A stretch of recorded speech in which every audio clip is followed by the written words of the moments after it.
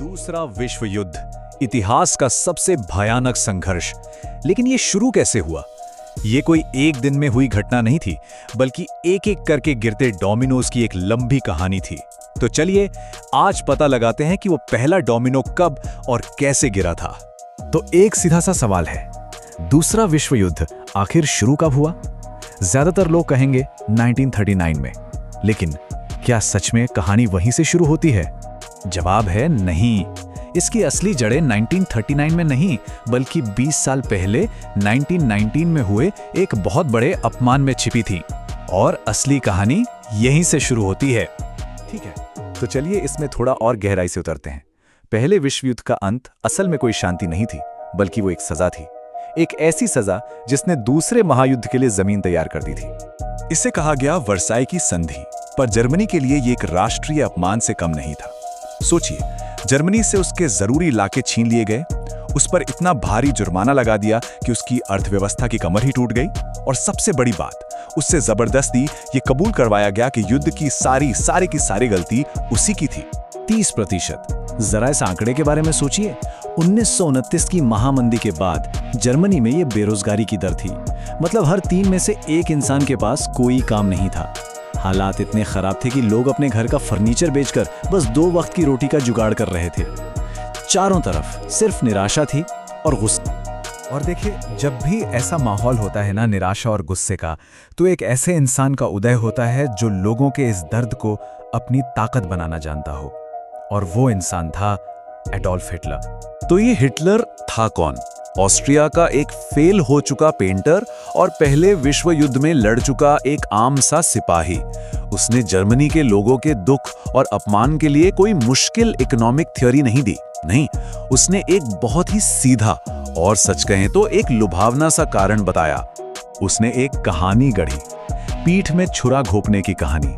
उसका कहना था कि बहादुर जर्मन सेना युद्ध में हारी ही नहीं, बल्कि उसे देश के अंदर के ही दुश्मनों ने, यानी यहूदियों और कम्युनिस्टों ने धोखा दिया। ये एक बहुत ही जहरीला लेकिन उतना ही असरदार झूठ था। और ये झूठ, यकीन मानिए, बिजली की रफ्तार से फैला। जरा इस टाइमलाइन को देखिए। 1930s में नाजी पार्टी एक छोटा मोटा हाशिए पर पड़ा समूह था, लेकिन सिर्फ 3 साल बाद 1933 में हिटलर जर्मनी का चांसलर बन गया, और उसके अगले ही साल 1934 तक वो जर्मनी का सबसे बड़ा एकमात्र तानाशाह था, सिर्फ 4 साल में। जैसे ही वो सत्ता में आया, हिटलर ने एक नई तरह के युद्ध की तैयारी शुरू कर दी, और दुनिया बस देखती रह गई। अंतर्राष्ट्रीय समुदाय उसे रोकने में पूरी तरह से नाकाम रहा। इस नए तरीके का नाम था ब्लिट्जक्रीग। जर्मन में इसका मतलब होता है बिजली की रफ्तार से युद्ध। ये फर्स्ट वर्ल्ड वॉर की धीमी, खंदकों वाली लड़ाई से एकदम अलग था। इसमें टैंक, सैनिक और हवाई जहाज सब एक साथ एक ही समय पर दुश्मन के दिल पर हमला करते थे, ताकि उन्हें संभलने का मौका ही ना मिले। और इस रफ्तार के सामने दुनिया की प्रतिक्रिया बहुत ही ज्यादा धीमी थी। हिटलर एक के बाद एक नियम तोड़ता गया।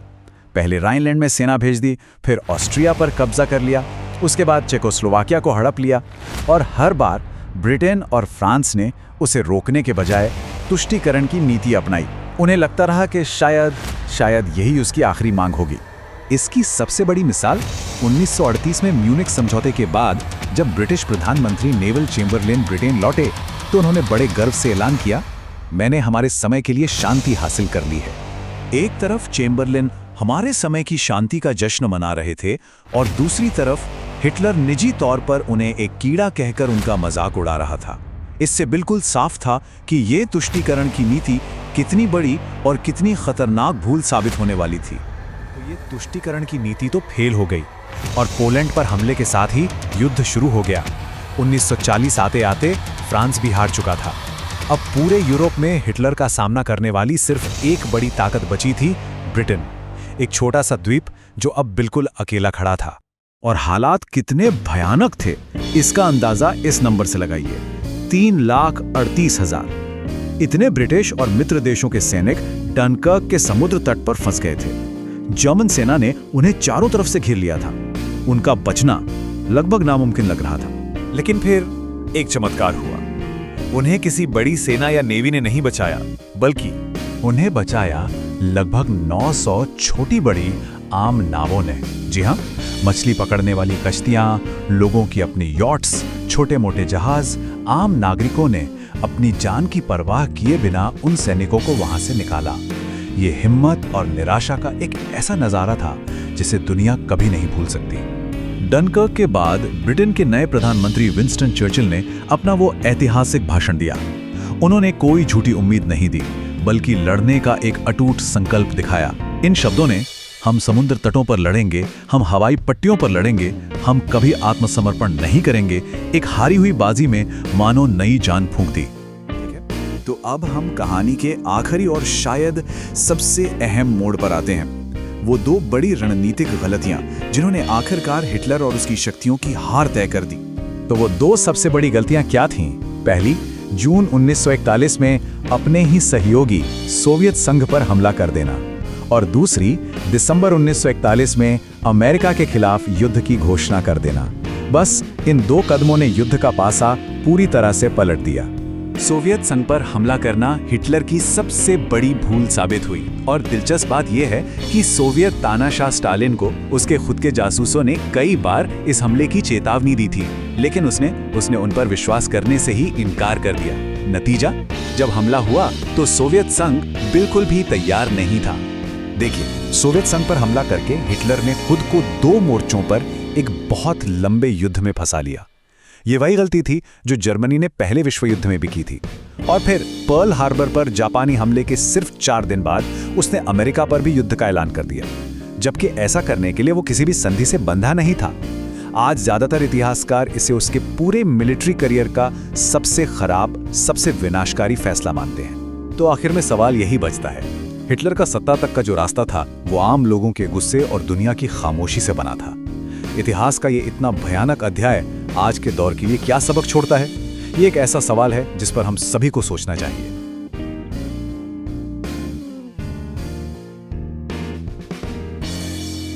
सोचिए, साल था 1942 और नाजी जर्मनी का दबदबा मतलब पूरे यूरोप पे था। नेपोलियन के बाद से किसी ने भी इतनी बड़ी जमीन पे कब्जा नहीं किया था। वो बिल्कुल अजय लग रहे थे, जानते हैं, एक ऐसी ताकत जिसे रोकना जैसे नामुमकिन सा हो। लेकिन फिर भी ये जो पकड़ थी वो ढीली पड़ गई। तो सवाल ये उठता है कि आखिर हुआ क्या? कौन सी ऐसी घटनाएं थीं जिन्होंने इतिहास का रुख ही मोड़ दिया? चलिए मिलकर इस पहेली को सुलझाते हैं। इस कहानी की शुरुआत ना एक ऐसे युद्ध से होती है जो असल युद्ध के मैदान से बहुत दूर परछाइयों में लड़ा जा रहा था। एक तरफ तो सेनाएं आपस में भिड़ रही थी, लेकिन उसी वक्त नाजी एक और कहीं ज्यादा भयानक अभियान चला रहे थे। एक ऐसा अभियान जिसकी भयावहता किसी भी जंग से कहीं ज्यादा थी। और नाजियों ने इस खौफनाक योजना को एक बहुत ही साधारण सा नाम दिया, द फाइनल सॉल्यूशन या अंतिम समाधान। पर इस सीधे साधे नाम के पीछे एक ठंडे दिमाग से बनाई गई एक सोची समझी योजना छिपी थी। पूरे यूरोप से यहूदी समुदाय को हमेशा के लिए मिटा देने की योजना। देखिए, ये सब कुछ अचानक नहीं हुआ। ये नफरत ना धीरे धीरे बढ़ी। 1933 से ही यहूदियों के अधिकार छीने जाने लगे, फिर उनकी संपत्ति, और ये सिलसिला बढ़ते बढ़ते 1942 में एक योजनाबद्ध सिस्टमैटिक नरसंहार तक जा पहुंचा। और इसका जो नतीजा था वो हमारी कल्पना से भी परे हैं। 60 लाख यहूदी। ये यूरोप की कुल यहूदी आबादी का 2/3 हिस्सा था। सोचिए, एक पूरी की पूरी पीढ़ी को ही मिटा दिया गया। और ये विनाश सिर्फ यहूदियों तक ही नहीं रुका। नाजी विचारधारा की ये जो आग थी, इसने 1,10,00,000 से ज्यादा लोगों को अपनी चपेट में ले लिया। इसमें रोमा लोग थे, विकलांग थे, सोवियत युद्धबंदी थे, और हर वो आवाज थी जो उनके खिलाफ उठने की हिम्मत करती थी। कभी-कभी ना इतने बड़े आंकड़े अपनी भयावहता खो देते हैं। इसलिए चलिए एक पल के लिए कीव के बाहर बाबी यार नाम की एक खाई पर ध्यान देते हैं। यहाँ सिर्फ 2 दिनों में 33,771 यहूदियों को लाइन में खड़ा करके गोली मार दी गई। और सबसे खौफनाक बात यह थी कि ये काम करने वाले कोई टट्टर एसएस सैनिक नहीं थे, बल्कि वर्दी पहने हुए आम इंसान थे। तो ये तो थी एक कहानी। अब चलते हैं असल युद्ध के मैदान पर, एक ऐसे शहर के खंडरों में जहां इतिहास का सबसे बड़ा मोड़ छिपा था। एक ऐसा शहर जिसने दूसरे विश्व युद्ध का नक्शा ही हमेशा के लिए बदल दिया। स्टेलिनग्राड ये कोई आम जंग नहीं थी। नहीं, ये एक एक इमारत, एक एक कमरे और एक एक इंच जमीन के लिए लड़ी गई लड़ाई थी। असल में ये दो तानाशाहों की जिद की लड़ाई थी। हिटलर के लिए स्टालिन के नाम वाले इस शहर को जीतना अपनी नाक का सवाल था और स्टालिन के लिए इसे किसी भी कीमत पर बचाना। यहाँ लड़ाई इतनी नज़दीकी और क्रूर थी कि वासिली ज़ाइत्सेव जैसे जो सोवियत स्नाइपर्स थे, उनके लिए तो शहर की गलियां शिकार का मैदान बन गई थी। और दूसरी तरफ जर्मन सैनिक थे जो मलबे के ढेर में कभी-कभी सिर्फ एक कमरे के लिए अपनी जान दे रहे थे। और फिर सोवियत सेना ने एक बहुत ही साहसिक चाल चली। उन्होंने ऑपरेशन यूरेनस लॉन्च किया और देखते ही देखते पूरी की पूरी जर्मन 6th आर्मी को चारों तरफ से घेर लिया। अब सोचिए, 3 लाख सैनिक फंस चुके थे। जल्द ही भूख और जमा देने वाली बर्फीली ठंड ने जर्मन सैनिकों को पूरी तरह तोड़ दिया और जब उन्होंने आत्मसमर्पण किया तो नाजियों के अजय होने का जो मिथक था वो हमेशा के लिए चकनाचूर हो गया। इस लड़ाई की भीषणता का अंदाजा लगाना है ना, तो बस ये एक बात सुनिए। एक छोटी सी सोवियत टुकड़ी ने पावलोव के घर नाम की एक अपार्टमेंट बिल्डिंग पर 58 दिनों तक कब्जा बनाए रखा और कहा यह जाता है कि इस एक इमारत को जीतने की कोशिश में जर्मनी ने उतने सैनिक खो दिए जितने उन्होंने पूरे फ्रांस पर कब्जा करने में नहीं खोए थे। बस एक इमारत। लेकिन देखिए, युद्ध सिर्फ मैदान पर नहीं जीते जाते। जीत का एक तीसरा और शायद सबसे जरूरी कारण वो छिपा था कारखानों में। ये थी मित्र राष्ट्रों यानी एलाइज की विशाल औद्योगिक शक्ति। आंकड़े तो सच में हैरान करने वाले हैं। 1944 आते आते अकेला अमेरिका, जर्मनी, जापान और इटली इन तीनों के कुल उत्पादन से भी कहीं ज्यादा युद्ध की सामग्री बना रहा था। ये प्रोडक्शन की एक ऐसी दौड़ थी जिसे एक्सेस पावर्स कभी जीत ही नहीं सकते थे। जैसे ही अमेरिका युद्ध में शामिल हुआ ना, उसने अपनी पूरी की पूरी औद्योगिक ताकत इसमें झोंक दी। रातों रात जो फैक्ट्रियां कारें बनाती थी वो अब टैंक बनाने लगी। ये एक ऐसी जबरदस्त वॉर मशीन बन गई थी जिसका मुकाबला करना किसी के बस में नहीं था। इस ताकत का पैमाना देखना है तो लिबर्टी शिप के बारे में सोचिए। ये बहुत बड़े बड़े मालवाहक जहाज थे जो ब्रिटेन और सोवियत संघ को सप्लाई पहुंचाते थे और इन्हें बनाने में औसतन सिर्फ 42 दिन लग रहे थे। ये एक ऐसा औद्योगिक चमत्कार था जिसने मित्र राष्ट्रों की जीत की नींव रखी और इस औद्योगिक ताकत का असर हर एक मोर्चे पर महसूस हो रहा था। एक तरफ लगातार बमबारी से जर्मनी के शहर और कारखाने तबाह हो रहे थे और वहीं दूसरी तरफ अमेरिकी ट्रक, जीप और बाकी सामान सोवियत सेना को पूर्वी मोर्चे पर लगातार आगे बढ़ने में मदद कर रहे थे। इस मदद का महत्व सोवियत संघ के सबसे बड़े और सबसे मशहूर जनरल मार्शल ज़ुकोव से बेहतर और कौन समझ सकता था भला। उन्होंने खुद ये बात मानी थी, कहा था, अमेरिकी उत्पादन के बिना हम ये युद्ध जीत ही नहीं पाते। तो कुल मिलाकर कहानी के 3 मुख्य सूत्र निकलते हैं।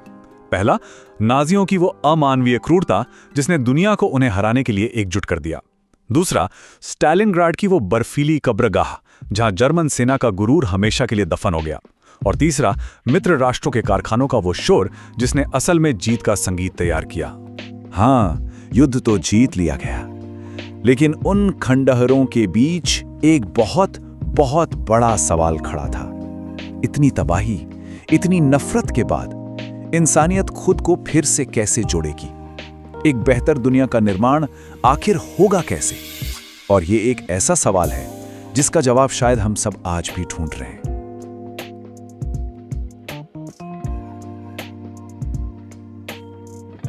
तो सवाल ये उठता है कि इतिहास का ये सबसे खूनी जंग आखिर खत्म कैसे हुआ? ये वो सवाल है जिसका जवाब हमें यूरोप के बर्फीले जंगलों से लेकर प्रशांत महासागर के गर्म द्वीपों तक हर जगह मिलेगा। तो हमारी कहानी की शुरुआत होती है एक ऐसे दिन से जिसने यूरोप में अंत की शुरुआत की। जी हाँ, हम बात कर रहे हैं डी डे की। 1,56,000, जरा इस आंकड़े पर गौर कीजिए। 1,56,000 सैनिक जिन्होंने सिर्फ एक सुबह में इंग्लिश चैनल को पार किया और नाजी कब्जे वाले फ्रांस पर धावा बोल दिया। ये इतिहास का सबसे बड़ा समुद्री हमला था आज तक का। और इस जबरदस्त विशाल योजना को एक कोड नेम दिया गया था, ऑपरेशन ओवरलॉर्ड। देखिए, ये सिर्फ एक लड़ाई नहीं थी, ये अब तक का सबसे पेचीदा, सबसे हिम्मत वाला मिलिट्री ऑपरेशन था जो दुनिया ने कभी देखा था। अब बात आती है इस हमले के पीछे की चालाकी की, जो सच में कमाल की थी।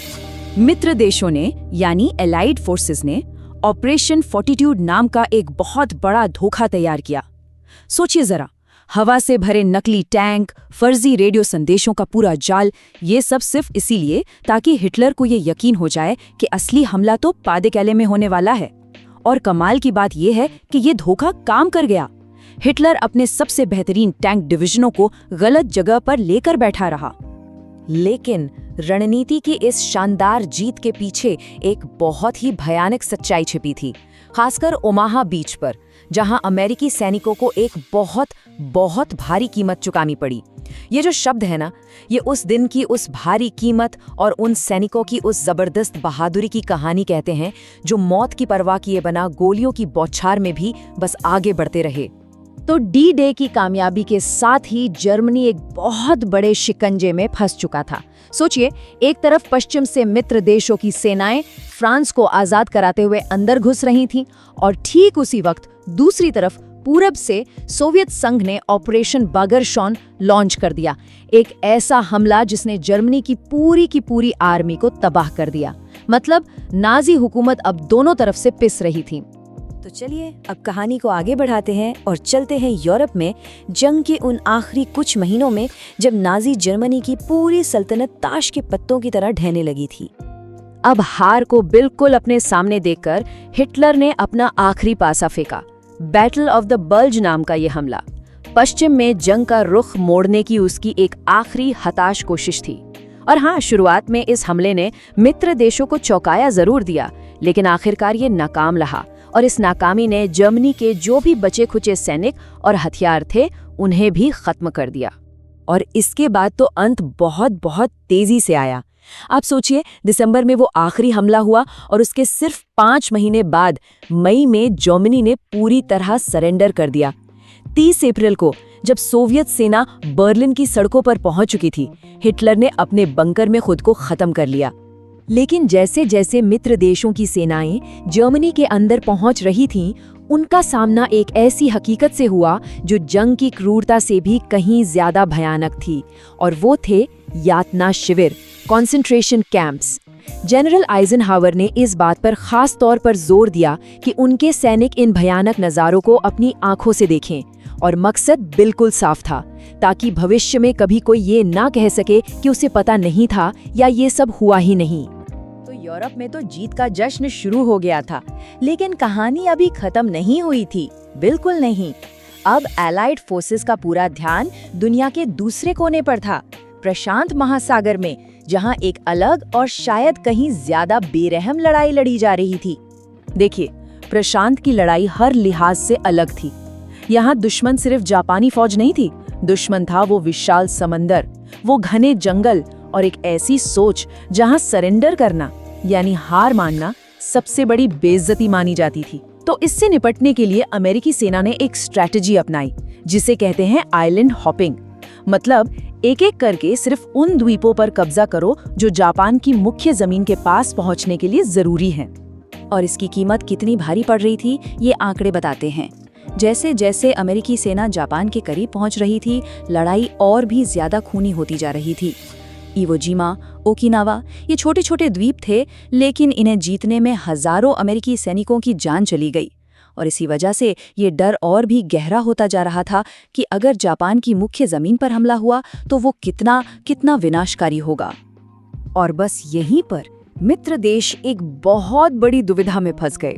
अंदाजा ये था कि अगर जापान पर सीधा हमला किया गया तो 10 लाख से ज्यादा सैनिक मारे जाएंगे। तो फिर सवाल ये था कि इतनी बड़ी कीमत चुकाए बिना इस जंग को आखिर खत्म कैसे किया जाए। उस वक्त अमेरिका के राष्ट्रपति हैरी ट्रूमन के सामने 2 बहुत ही मुश्किल रास्ते थे। पहला, प्लान ए, जापान पर सीधा हमला जिसमें लाखों लोगों की जान जाना तय था, और दूसरा प्लान बी, एक बिल्कुल नए खुफिया हथियार का इस्तेमाल, यानी एटम बॉम्ब, एक ऐसा हथियार जिसके अंजाम के बारे में किसी को कुछ नहीं पता था। ये वाकई एक नामुमकिन फैसला था, और आखिरकार फैसला ले लिया गया। 6 अगस्त को हिरोशिमा पर पहला एटम बॉम्ब गिरा। 3 दिन बाद 9 अगस्त को नागासाकी पर दूसरा, और फिर 15 अगस्त को जापान के सम्राट ने रेडियो पर देश के सरेंडर का ऐलान कर दिया। द्वितीय विश्व युद्ध खत्म हो चुका था। लेकिन जंग का खत्म होना सिर्फ एक अंत नहीं था, ये एक नई दुनिया की शुरुआत थी। एक ऐसी दुनिया जो उसी तबाही की राख से पैदा हुई थी। इस जंग की जो कुल कीमत थी वो हमारी आपकी समझ से भी परे है। करीब करीब 8 करोड़ जानें गईं। आप अंदाजा लगाइए, ये उस वक्त की दुनिया की कुल आबादी का 3% था। और ये तबाही हर जगह बराबर नहीं थी। अकेले सोवियत संघ ने 2,70,00,000 लोग खो दिए, चीन ने करीब 2 करोड़, जर्मनी ने 70 लाख। इन आंकड़ों का जो पैमाना है ना, वो आज भी सोचकर रूह कांप जाती है। लेकिन इतनी बड़ी तबाही के बीच से ही कुछ नया बनाने का एक जबरदस्त जज्बा भी पैदा हुआ। भविष्य में ऐसी जंगें न हो, इसके लिए बनाया गया यूनाइटेड नेशंस। न्यूरनबर्ग ट्रायल्स हुए, जहां पहली बार मानवता के खिलाफ अपराध जैसी बात को कानूनी शक्ल दी गई, ताकि ऐसा भयानक काम करने वालों को सजा मिल सके। और फिर आई मार्शल योजना, जो सिर्फ यूरोप के शहर बनाने के लिए नहीं थी, बल्कि ये डेमोक्रेसी को मजबूत करने और सोवियत संघ के बढ़ते असर को रोकने का एक बहुत बड़ा रणनीतिक कदम भी था। और शायद सबसे बड़ा सबक यहीं छिपा था। मित्र देशों ने पहले विश्व युद्ध के बाद हुई गलतियों से सीखा था। याद है वर्साई की संधि, जहां हारे हुए देशों को सजा दी गई थी? इस बार वैसा नहीं किया गया। इस बार सजा देने के बजाय पुनर्निर्माण का रास्ता चुना गया। जर्मनी और जापान को दुश्मन की तरह नहीं, बल्कि भविष्य के पार्टनर के तौर पर देखा गया। उन्हें पैसे दिए गए, लोकतंत्र बनाने में उनकी मदद की गई, ताकि एक ऐसी स्थिर दुनिया बन सके जो एक नए खतरे यानी कोल्ड वॉर का सामना कर पाए। तो 1945 सिर्फ एक साल का अंत नहीं था, वो हमारी आज की दुनिया का एक तरह से स्टार्टिंग पॉइंट था। और ये पूरी कहानी हमें एक आखिरी सवाल के साथ छोड़ जाती है कि 1945 से मिले सबक में से तबाही का सबक, फिर से खड़े होने का सबक और सहयोग का सबक, इनमें से कौन सा सबक आज हमारे लिए सबसे ज्यादा मायने रखता है?